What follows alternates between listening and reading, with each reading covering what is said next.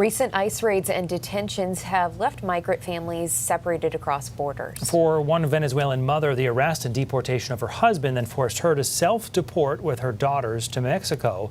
Valeria Leon reports from Mexico. ICE raids across the U.S. have not only resulted in deadly shootings, but in families being torn apart. Venezuelan mother of two, Jessica Urriola, was left alone with her daughters in Houston, Texas, after her husband was detained by ICE and deported to Venezuela in 2025. He left for work, and that day, immigration officers stopped him.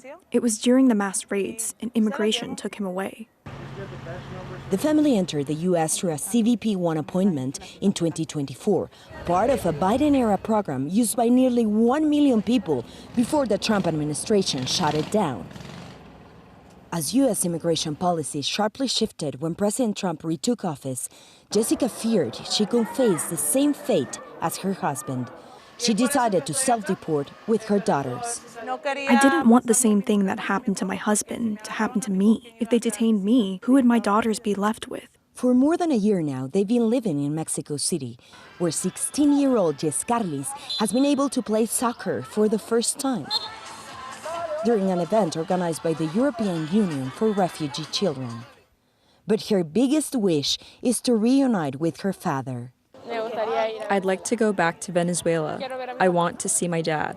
Without the money and documents to travel, they remain stranded in Mexico. We're waiting to see if we can get help with a humanitarian flight, because we don't have the resources to return to Venezuela. Nearly 13,000 third-country migrants have been deported from the U.S. to Mexico since January 2025. Mexico denies the claims that serving as a U.S. safe third country for asylum seekers.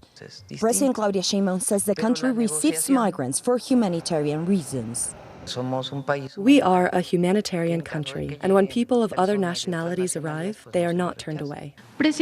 Despite Mexico's goodwill, ICE raids continue to leave families split apart and spread out across nations, wondering when they will be able to reunite.